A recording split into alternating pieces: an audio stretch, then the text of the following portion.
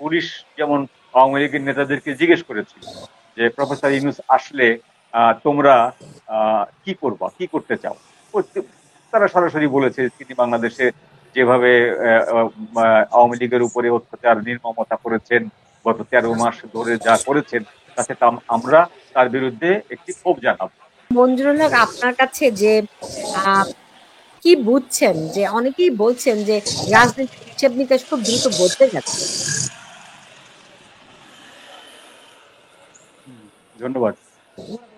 আপনি যেরকম কি বলছিলেন যে এটি ডক্টর ইউনূসের শেষ জাতিসংঘের পরিদর্শন, আমি সেভাবে হয়তো মনে করি না। কারণটি হলো যে ফেব্রুয়ারির ইলেকশনে ধরে নিন যে এনসিপি জয়লাভ করবে। বাংলাদেশের রাজনীতিতে এখন অসম্ভব বলে তো কোনো কথা নেই। এখন বাঘেও ছাগলের গাল চাটে, আর ছাগল এবং সিংহ পাশাপাশি বসে খোশ গল্প করতে পারে। বাংলাদেশের রাজনীতি এখন এই পর্যায়ে গেছে। তো যদি প্রফেসর ইউনূস যদি তার কিংস পার্টি যদি জয়লাভ করে, সেক্ষেত্রে প্রফেসর ইউনূস আবার বাংলাদেশের এবং তিনি যদি প্রধানমন্ত্রী হন, তিনি আরো একাধিকবার জাতিসংঘ সফর করতে পারেন। তো সেই জন্য জাতিসংঘ সফরটা, এবারকার সফরটা শেষ সফর, ব্যাপারটা এরকম না। তবে জাতিসংঘে যাওয়া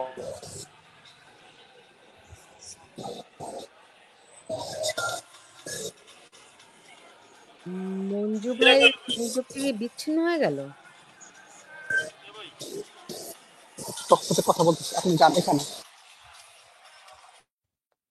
মঞ্জু ভাই সংযোগটি পাচ্ছি না। জি, হোসেন ইমাম, আপনার কাছে আসি।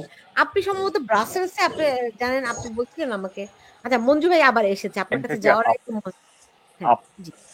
লাইনটাকে আপনার ডিস্টার্ব না আমার ডিস্টার্ব ঠিক বুঝতে পারছি না। যাই হোক, তো জাতিসংঘে যাওয়ার জন্য যাওয়ার পরে সেখানে যে একটি ডেমনস্ট্রেশন হতে পারে, এই ব্যাপারে গোয়েন্দাদের রিপোর্ট আছে এবং সরাসরি সেখানে কয়েক হাজার আওয়ামী লীগের সমর্থকরা তার বিরুদ্ধে প্রতিষ্ঠান করবেন, সেরকম একটি প্রস্তুতিও আছে।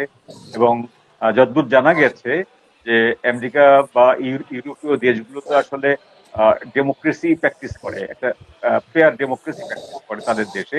তো সেখানে পুলিশ যেমন আওয়ামী লীগের নেতাদেরকে জিজ্ঞেস করেছিল যে প্রফেসর ইউনূস আসলে তোমরা কি করবা, কি করতে চাও।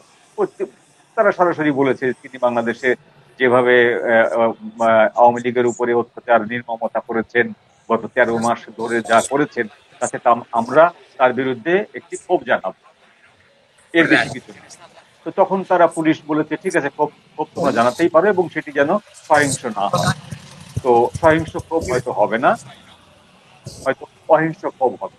তো তার বিরুদ্ধে একটি জাতিসংঘে প্রতিবাদ মিছিল হবে, প্রতিবাদ সমাবেশ হবে, এটা স্বাভাবিক ব্যাপার। সেইটিকে উনি কাভার করার জন্য যে জামাতের জামাতের একজন, বিএনপির দুজন এবং এনসিপির একজনকে নিয়ে যাচ্ছেন ব্যাকআপ হিসাবে, এই জিনিসগুলো আসলে ব্যাকআপ না। কারণ আওয়ামী লীগ হোক বা ইউনূসের বিপক্ষের বাংলাদেশের যারা জনগণ আমেরিকাতে বসবাস করে, নিউ ইয়র্কে বসবাস করে, তারা এই দুইজন লোককে দেখে তাদের প্রতিবাদ সমাবেশ বন্ধ করে দেবে, প্রতিবাদ করবে না, ব্যাপারটা এরকম। প্রতিরোধ হবেই। সেটা হয়তো এরকম হবে না যে আসিফ নজরুলের উপরে যেভাবে সরাসরি হামলে পড়েছিল, বা কয়দিন আগে যেভাবে মাহফুজের উপরে হামলার মতন হয়েছিল লন্ডনে, ঠিক সেরকম ঘটনাটি ঘটবে না। পুলিশ হয়তো আরো প্রোটেকশন দেবে সরকার প্রধান হিসাবে। এবং জাতিসংঘে যারাই সাধারণ অধিবেশনে যোগ দিতে আসে, এরা সবচেয়ে আপনার রেড ক্যাটাগরির, এ ক্যাটাগরির সিকিউরিটি পায়। সেই সিকিউরিটি অনুযায়ী তার কোনো ক্ষতি হবে না। কিন্তু তিনি কি অ্যাচিভ করবেন সেইটি আমরা জানি না।